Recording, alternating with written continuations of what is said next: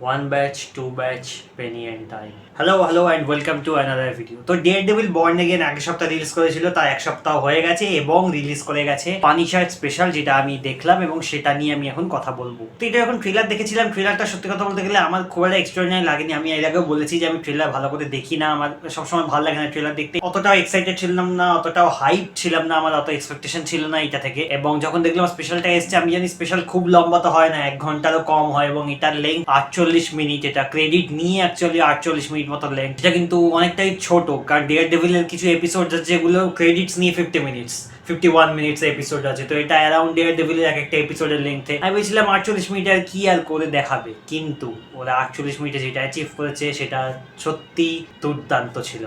তো গল্পটা কি? তো প্রথমত গল্পটা বলি তো, পানিশার অর্থাৎ ফ্র্যাঙ্ক ক্যাসেল, সে তার নিজের ফ্যামিলির বদলা ফুল কমপ্লিট করে ফেলেছে। শেষ যে পরিবারটি ছিল মাফিয়া ফ্যামিলিটি, তাকেও মেরে দিয়েছে এবং এখন সে বুঝতে পারছে না সে কি করবে, তার লাইফে আর পারপাসে খুঁজে পাচ্ছে না। মারপিট অ্যাকশন সব ছেড়ে দিয়েছে, বন্দুক ফন্দুক সে আর কি সব লক করে তুলে দিচ্ছে, কিন্তু তাও তাকে আবার ফিরতে হচ্ছে এই অ্যাকশনে। কেন, কি বৃত্তান্ত জানতে গেলে আপনাদেরকে এই স্পেশালটা দেখে নিতে হবে। এই স্পেশালটা রাইটার হচ্ছে রেনাল্ডো মার্কাস গ্রিন আর জন বার্নথাল, মানে বার্নথাল নিজেই লিখেছে এবং ডিরেক্টর রেনাল্ডো মার্কাস গ্রিন। উনি অ্যাকচুয়ালি এর আগে কিং রিচার্ড বলে যে সিনেমাটা এসেছিল উইল স্মিথের, যেটার জন্য উইল স্মিথ অস্কার জিতেছিল বেস্ট অ্যাক্টিং 2021-এর সিনেমা, সেইটা অ্যাকচুয়ালি এনারই ডিরেক্টেড সিনেমা। তো এখানে উনি কাজ করেছে এবং কাজটা কিন্তু সত্যি দুর্দান্ত হয়েছে। প্রথমত 48 মিনিট তো আমার এক্সপেকটেশন ছিল না, তো যেটা আমি এর আগেও বললাম। সিরিজটা স্টার্টিংই হয় লিটল সিসিলিতে। লিটল সিসিলি বলে একটা জায়গা আছে ইউএসএ তে, সেখানে স্টার্টিং হয়। আমি এক্স্যাক্টলি লোকেশন জানি না, বাট নিউ ইয়র্কের আশেপাশেই কোথাও একটা জায়গাটা আছে লিটল সিসিলি, এবং সেখানে আর কি প্রচন্ড কেওটিক একটা ব্যাপার চলছে, প্রচন্ড কেওস চলছে। বিকজ যেহেতু লাস্ট যে ক্রাইম ফ্যামিলি ছিল নুচি ক্রাইম ফ্যামিলি, তাকে পানিশের খতম করে দিয়েছে, সেই ক্রাইম ফ্যামিলিটাকে খতম করে দেওয়ার এখন একটা পাওয়ার ভ্যাকিউম তৈরি হয়েছে। তো মানে প্রচন্ড একটা অ্যানার্কি ক্রিয়েট হয়ে গেছে এবং সেটা স্টার্টিং থেকেই এস্টাবলিশ করে দেওয়া হয়। স্টার্টিং এ যে সিকোয়েন্সটা আছে, যে লোকগুলো মানে কিছু ছেলে এসে আর কি একটা বুড়ো লোককে ডিস্টার্ব করলো এবং তার সাথে যেটা করলো, প্রথমত ওই জিনিসটা মার্ভেলের কন্টেন্ট থেকে কেউ এক্সপেক্ট করে না, আমি পার্সোনালি এক্সপেক্ট করি না। এবং এটা কিন্তু ওরা ম্যাচিওর বানিয়েছে, অ্যাডাল্ট বানিয়েছে, সেটা শুরুতে ওয়ার্নিং দিয়েছে এবং ফার্স্টে স্টার্টিং যে সিকোয়েন্সটা, সেখান থেকেই বুঝতে পারছিলাম যে ঠিক আছে এটা ম্যাচিওরই যাচ্ছে। যদিও কিছু দেখায়নি ফার্স্ট সিকোয়েন্সটা, বাট যে ইমপ্লিকেশনটা করেছে ঠিক আছে, সেইটা কিন্তু সত্যি মানে খুব কাইন্ড অফ হরিফিক ছিল এবং দেখিয়ে দেয় যে অ্যাকচুয়ালি যে অ্যানার্কিটা কিরকম। তারপরে আমরা পানিশাকে দেখতে পাই যে সে নিজের লাইফে পারপাস এখন খুঁজছে, বুঝতে পারছে না এবার সে কোথায় যাবে, এবার সে কি করবে। বিকজ এই ভায়োলেন্সের বাইরে সে তো কিছু বোঝে না, মানে আর তার কিছু নেই লিটারালি। তো তার ক্যারেক্টারের এই স্ট্রাগলটাকে দেখানো হয়েছে, তার মাইন্ড স্পেসটা কিছুটা অল্প করে এক্সপ্লোর করার চেষ্টা করা হয়েছে। এবং একটা কার্টিস বলে একটা ক্যারেক্টার আছে যে পানিশার সিরিজেও ছিল, তাকে অ্যাকচুয়ালি এখানে ফিরিয়ে আনা হয়েছে স্পেশালের জন্য। সে কাইন্ড অফ আর কি কার্টিসকে দেখছে, মানে নট রিয়েলি দেখছে, মানে আর কি হ্যালুসিনেট করছে এরকম ভাবে ভাবছে। এবং শুধু কার্টিস না, আরো দু একজনকে সে ইমাজিন করছে। তো তাদের কি ইমাজিন করে পানিশার নিজের পারপাসটা খুঁজতে চাইছে, ঠিক আছে, কিন্তু সে ভায়োলেন্সে আর যেতে চাইছে না, আর সে ভায়োলেন্ট দিকটাতে ফিরতে চাইছে না। এবং সেই জিনিসটাকে যেভাবে দেখানো হয়েছে যে পানিশার অ্যাকচুয়ালি এই ক্রাইমটা মধ্যে ফিরে যেতে চাইছে না, সেটা কিন্তু অ্যাকচুয়ালি খুব দারুণ ছিল। একটা পার্টিকুলার শট আছে যেখানে ওর কি মানে কফির দোকানে ঢুকবে, কফি টফি কিনে তারপর বেরিয়ে আসছে বাইরে, এবং ওর আশেপাশে আর কি অ্যানার্কিটা দেখতে পাচ্ছে, মানে যে যাকে পাচ্ছে মারছে, মানে যা হয় প্রচন্ড রকম ভায়োলেন্স। এবং সেই সিনটা যাবে ডিরেক্টেড, ওই সিনটা এত ওয়েল ডিরেক্টেড, জাস্ট দুর্দান্ত। যে পানিশের কফি শপ থেকে হেঁটে যাচ্ছে বেরিয়ে এবং ক্যামেরাটা জাস্ট তার চারপাশে ঘুরছে এবং আমরা দেখছি যে তার চারপাশে কি কি হচ্ছে, বাট সে বদার্ড নয়, সে টোটালি আনবদার্ড। ওই সিকোয়েন্সটা এত ওয়েল ডিরেক্টেড আর এত ওয়েল রিটেন। বিকজ এক তো হচ্ছে এই ওয়ান শটটা ওয়ান টেক চলছে, আমরা পানিশারকে দেখতে পাচ্ছি, ফলো করছি পানিশারকে, বাট তার আশপাশটা কি হচ্ছে সেটা কিন্তু আমরা, সেগুলো কিন্তু ফোকাসে নেই, বাট সেগুলো কিন্তু আমরা দেখতে পাচ্ছি ফোকাসে না থাকলেও যে কি হচ্ছে এবং কি এক্সট্রিম লেভেলের জিনিস হচ্ছে। এবং পানিশার তার মধ্যে দিয়ে যাচ্ছে, সে কতটা আনবদার্ড। আবার আনবদার্ড মানে এরকম নয় যে পুরোপুরি ও কোনো কেয়ারই করে না, মানে বিকজ সেটা আমি এই কারণে বলছি, বিকজ এই শর্টটা মানে এই ওয়ান টেকটা এখন শেষ হচ্ছে, সেই শেষের দিকে এই যে সাউন্ডগুলো আশেপাশে হচ্ছে, এই যে আশেপাশের যে অ্যানার্কি, যে কেয়াস, তার যে সাউন্ডটা, সেই সাউন্ডটার জায়গায় পানিশারের কি নিজের ওয়ারের যে ফ্ল্যাশব্যাক, মানে যখন যুদ্ধে ছিল সেই রকম সাউন্ডস আর কি শুনতে পাচ্ছে। তো এই সিচুয়েশনটা ওর কাছে যুদ্ধের মতোই, এটা আমার ইন্টারপ্রিটেশন, যে ওই সিচুয়েশনটা ওর কাছে যুদ্ধের মতোই, বাট ও জাস্ট বদার্ড নয় ইন দ্য সেন্স যে ও ওইটাকে কিছু করতে চায় না। মানে এটা আর কি মানে কাইন্ড অফ হয় না চোরাবালির মতো, একবার ঢুকতে শুরু করলে আর থামতে পারবে না, তাই ও এবার বেরিয়ে যেতে চাইছে ভায়োলেন্সে, পুরো যে সাইকেলটা সেটা থেকে বেরিয়ে যেতে চাইছে। It's not like he is totally unbothered, he is bothered, but ও জাস্ট ওইটাতে আবার ফেরত যেতে চাইছে না। সেই পুরো জিনিসটাকে এই সিকোয়েন্সটা এত ভালোভাবে তুলে ধরে না, জাস্ট দুর্দান্ত রাইটিং আর ডিরেকশন এই জায়গাটা এত ভালো। 48 মিনিট, তার মধ্যে এই একটা সিনে যেভাবে দুটো জিনিসকে এত সুন্দরভাবে এস্টাবলিশ করে দিল, দুর্দান্ত। এবং তারপর তো পানিশার যায় হচ্ছে অ্যাকচুয়ালিতে তার নিজের যে মেয়ে বউ তাদের যে গ্রেভ মানে কবর সেখানে যায় এবং মেয়ের সাথে কথা বলে, ওই জায়গাটা কিন্তু বেশি ইমোশনাল। ওখানে জন বার্থালের পারফরমেন্সও ভালো, ওর ওই ট্রমাটা এখনো আছে, মানে ও এখনো ভুলতে পারেনি, ও এখনো মেয়ের সাথে কাইন্ড অফ কথা বলে এবং যেভাবে মেয়েকে দেখছে মেমোরিজ গুলো এবং হ্যালুসিনেট করছে ওই যেগুলো, এবং যে মানে যন্ত্রণাটা সেটা একটা জন বার্থাল এত ভালোভাবে পোর্ট্রে করেছে এবং ইমোশনটা অল্প করেই দেখিয়েছে। এর আগে অলরেডি দুখানা সিজন যেখানে হয়ে গেছে, আমি সিজন 2 কিন্তু দেখিনি, আমি সিজন 1 দেখেছিলাম, তারপরে আমি ডিরেক্টলি এখানে চলে এসেছি, আমার কিন্তু বুঝতে খুব একটা অসুবিধা হয়নি। বাই দ্য ওয়ে, এই যে সিকোয়েন্সটার মধ্যে দিয়ে ছোট্ট করে ইমোশনটা এত সুন্দর করে এস্টাবলিশ করে দেওয়া, সেটাও কিন্তু দারুণ ছিল। তোরা রাইটিংটা মানে আমি এগেন বলছি, একটা টাইম লিমিট আছে, সেইটা কিন্তু একটা এপিসোড হয় ডেয়ারডেভিল বর্ন এগেইনের, সেই লেন্থের মধ্যে ওদেরকে একটা স্পেশাল তৈরি করতে হচ্ছে, তার মধ্যে রাইটিংটা আমার মনে হচ্ছে এত ভালো। এই যে ইমোশনটা দেখানো হচ্ছে, এটা কাইন্ড অফ ইউনিভার্সাল একটা ইমোশন, মানে এটা আমরা Hindi cinema, south Indian cinema সব জায়গাতেই দেখেছি, যারা যে প্রোটাগনিস্ট তার ফ্যামিলিকে কেউ মেরে দিচ্ছে, সে বদলা নিতে যাচ্ছে, সেই ইমোশনটা। তো এটা খুব যে ডেভেলপমেন্টের দরকার তা নয়, যেখানে অলরেডি দুখানা সিজন হয়ে গেছে, আর ডেভেলপ করলে তো এবার বোরিং লাগবে। পানিশারের ওয়াইফের যে রোলটা এখানে করেছে, সে অ্যাকচুয়ালিতে অরিজিনাল সিরিজেও ছিল, তাকেই ফিরিয়ে আনা আছে। পানিশারের মেয়ে রোলটা যে করেছে সেটা অ্যাকচুয়ালিতে জন বার্নথালের মেয়ে, সেটা আমি জানতাম না, সেটা জানতে পেরে আমার বেশ ভালো লাগলো। পিস অফ মাইন্ড অ্যাচিভ করার চেষ্টা করছে ফ্র্যাঙ্ক ক্যাসেল, বাট কোনোভাবে কোথাও থেকে পাচ্ছে না, বুঝতে পারছে না কি করবে, পারপাসলেস হয়ে গেছে। বাট দেন তাকে না চাইতেও অ্যাকশনে জড়িয়ে পড়তে হচ্ছে, বিকজ একটা রিভেঞ্জের কারণে, মানে যার ফ্যামিলিটাকে ধ্বংস করেছিল তার একজন এসে ওর উপর বাউন্টি দিয়ে দিচ্ছে ওর থেকে রিভেঞ্জ নেওয়ার জন্য, এবং তারপরে শুরু হচ্ছে অ্যাকশন, এবং অ্যাকশনটা দুর্দান্ত ছিল, সত্যি আমার দারুণ লেগেছে। প্রথমত ভায়োলেন্ট অ্যাকশন, এরকম অ্যাকশন মার্ভেল থেকে কেউ এক্সপেক্ট করে না, এবং অ্যাকশনটা যেভাবে ওরা কোরিওগ্রাফ করা, যেভাবে অ্যাকশনটা শুট করা না, সত্যি এত দুর্দান্ত লাগছিল, দেখে মনে হচ্ছে জন উইক টাইপের। মানে অবভিয়াসলি পানিশার তার আগে অনেক লেখা কমিক্স ওয়াইজ, জন উইক অনেক পরে এসছে, বাট জন উইক টাইপেরই লাগছিল আমার দেখতে, এবং অ্যাকশনটা এত ওয়েল এক্সিকিউটেড, দুর্দান্ত লাগে, এবং অ্যাড্রিনালিন রাশ দেয় অসাধারণ। আমার এত ভালো লেগেছে তার কারণে আমি বললাম যে আমার এক্সপেকটেশন একদমই ছিল না। এবং আমি রেডিটেও দেখলাম অনেকে বলছে তাদেরও জন উইকের কথা মনে আসছিল, যদিও অ্যাকচুয়ালিতে অনেকে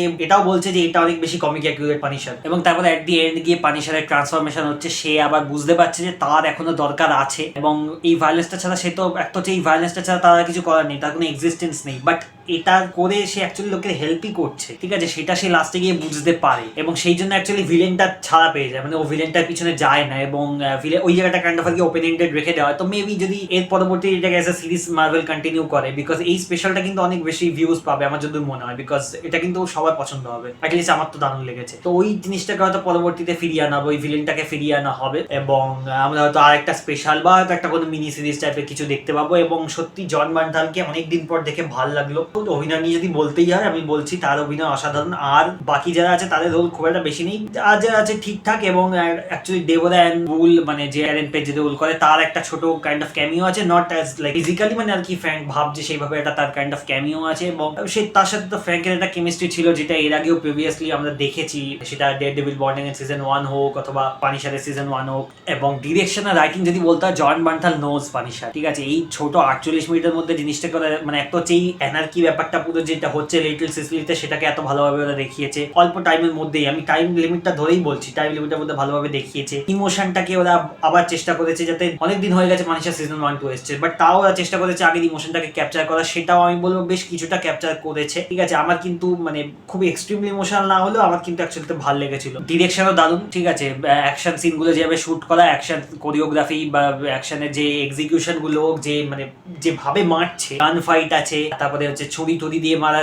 যাতে ভায়োলেন্স রক্ত বেরোয়, সেইগুলো আছে। তো অ্যাকশনের পার্টটা কিন্তু অ্যাকচুয়ালি দুর্দান্ত লেগেছে আমার। আচ্ছা, ক্রিটিসিজম যদি অল্প করে কিছু বলতে, আমি ছোট্ট কিছু ক্রিটিসিজমও করবো। Number 1 criticism would be Daredevil Born এগেইনের পরবর্তীতে টেক প্লেস করছে। আমরা বর্ন এগেইন সিজন 1 এ পোস্ট ক্রেডিটে দেখেছিলাম পানিশার পালিয়ে যায় ফিস্কের খাঁচা থেকে, বাট না ফিস্ক না ডেয়ারডেভিল কারোর কোনো মেনশন নেই এখানে, মানে কোনো খবরে হোক বা ডেয়ারডেভিল ডিরেক্টলি কোনো মেনশনই নেই, যেটা আমার একটু অড লাগলো ফার্স্ট অফ অল, বিকজ মানে আমি কাইন্ড অফ এক্সপেক্ট করেছিলাম সিজন 2 তে আসবে, বর্ন এগেইন সিজন 2 তে পানিশার ফিরবে, বাট ফেরেনি, এবং এখানেও কোনো মেনশনই নেই, জাস্ট সেটা আমার একটু কাইন্ড অফ অড লাগলো। দ্বিতীয় একটা জিনিস আমার একটু লাগলো, সেটা হলো যে না স্পাইডারম্যানের কোনো মেনশন আছে, স্পাইডারম্যানের কোনো মেনশন নেই অ্যাকচুয়ালিতে, এবং সেইটা কিন্তু actually kind of odd, because এটারই পরবর্তীতে স্পাইডারম্যান টেক প্লেস করছে। হ্যাঁ, একটা ছোট টাইম জাম্প আছে কিছুটা, সেটা কতদিনের টাইম জাম্প সেটা তো অবভিয়াসলি এখন জানা যায় না, কিছুটা টাইম জাম্প ডেফিনেটলি আছে, বিকজ এর এন্ডে ফ্র্যাঙ্কের একটা বিয়ার্ড দেখা যাচ্ছে, এবং স্পাইডারম্যানের আমরা দেখেছি ট্রেলারে যেখানে বিয়ার্ড লেস ছিল, তো অবভিয়াসলি ও শেভ করেছেন, ইমিডিয়েটলি শেভ করে দিতে পারে, but I guess this A time jump. বাকি সে তো সিনেমা ব্র্যান্ড নিউ ডে দেখলে বোঝা যাবে। তো ব্র্যান্ড নিউ ডে মানে স্পাইডারম্যানের কোনো মেনশন নেই। আমি জানি সোনির সাথে ডিল আছে মার্ভেলের এরকম, এবং সোনির ক্যারেক্টারকে টিভিতে ইউজ করতে পারবে না, বাট কোনোভাবে একটা মেনশন মানে ইনডাইরেক্টলি সেটা বর্ন অ্যাগেইন সিজন 1 ফিস্ক দিয়েছিল, কোনোভাবে এটা মেনশন করলে আমার মনে হয় ভালো হতো। তৃতীয় যে ক্রিটিসিজম, যেটা মানে as a fan of criticism, সেটা হলো যে স্পেশালটা আরো লম্বা কেন নয়, মানে 48 মিনিট কেন?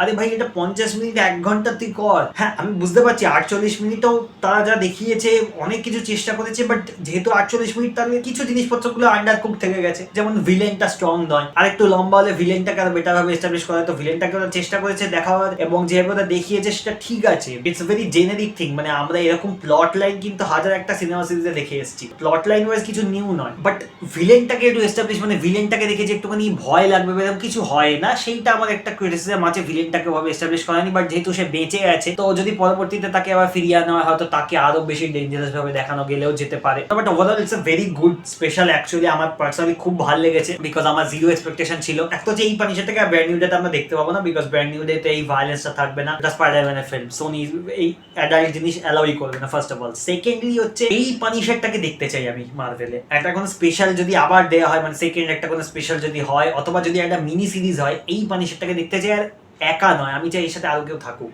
বর্ন অ্যাগেইন সিজন 3 তে পানিশার সম্ভবত ফিরছে না, তো অন্য কোনো ক্যারেক্টারের সাথে যদি পানিশার মিলে একটা কোনো সিরিজ করে, যে কিনা মানে যেখানে কিনা অ্যাডাল্ট হতে পারবে জিনিসপত্রগুলো, মানে এবার যদি ডেডপুলের সাথে যদি টিম আপ করে পানিশার, দুর্দান্ত মজা আসবে, মানে আলাদাই লেভেলের একটা ভায়োলেন্স, মানে ম্যাসাকার হবে আলাদাই লেভেলের, যদি সেটা কোনোদিন পসিবল হয়, বাট আই ডোন্ট থিঙ্ক সেটা এখন পসিবল হবে। যদিও ডেডপুলকে মার্ভেল আবার না টিভিতে আনবে, যদি কোন পানিশারকে সিনেমা নিয়ে যায় তো করতে পারে, বাট আমার মনে হয় পানিশারে একটা এবার টিম আপ করা উচিত কারোর সাথে, ডেয়ারডেভিল ছাড়া কারোর সাথে টিম আপ করা উচিত। হ্যাঁ ব্র্যান্ড নিউ ডে তো অবভিয়াসলি স্পাইডারম্যানের সাথে টিম আপ করছে, বাট আমি বলছি পানিশারের স্পেশালে, মানে অ্যাকচুয়ালি হয় কি পানিশার যেখানে যেখানে টিম আপ করে সেটা পানিশারের কাজ হয় না। ডেয়ারডেভিলের সিরিজে গিয়ে পানিশার টিম আপ করছে ডেয়ারডেভিলের সাথে, স্পাইডারম্যানের সিনেমাতে পানিশার টিম আপ করছে স্পাইডারম্যানের সাথে। তো আমি যে এটা পানিশারের সিরিজ বা স্পেশাল হোক, যেখানে ও অন্য কোনো ক্যারেক্টার ও সিরিজে এসে আর কি ওর সাথে টিম আপ করুক, আমি এটা চাই। বাকি এবার দেখা যাক যদি মার্ভেল ফিউচারে কিছু করে, বিকজ আমার মনে হয় বর্ন অ্যাগেইন যা রিসেপশন পেয়েছে ক্রিটিক্যালি এবং ফ্যান্সদের মধ্যে থেকে, পানিশার ওয়ান লাস্ট কিল এটা যেরকম লেভেলে পেতে চলেছে একটা রিসেপশন, আমার মনে হয় যে মার্ভেল এটাকে ছাড়তে চাইবে না, বিকজ মার্ভেল বহুদিন হয়ে গেছে ভালো সিনেমা বানাচ্ছিল না। থান্ডারবোল্টস এর আগে ব্রেভ নিউ ওয়ার্ল্ড এর কিন্তু হেভি ক্রিটিসিজম হয়েছিল, তারপর থেকে থান্ডারবোল্টস, ফ্যান্টাস্টিক ফোর, এবং তারপর থেকে মার্ভেল ধীরে ধীরে না ওপর দিকে ওটা শুরু করছে।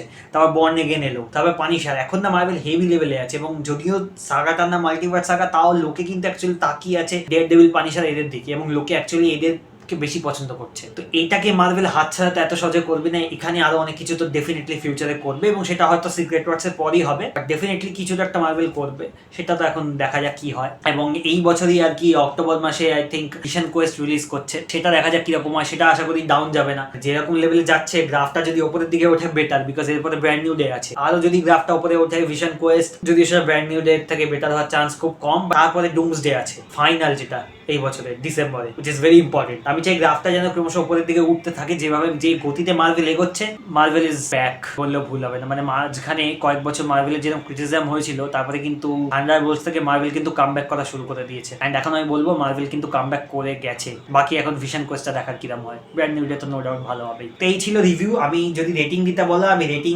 লেটার বক্সে দিয়েছি 5-এর 4.5, বিকজ আমার খুব ভালো লেগেছে। আপনারা যদি দেখা থাকে ডেফিনেটলি কমেন্ট করে জানান কেমন লাগলো। যদি ভিডিওটা ভালো লাগে তাকে like, share, subscribe, and that is it. যাওয়ার আগে শুধু একটা জিনিস বলবো, again 1 batch 2 batch, penny and dime, Papa Bear's a baker, so am I.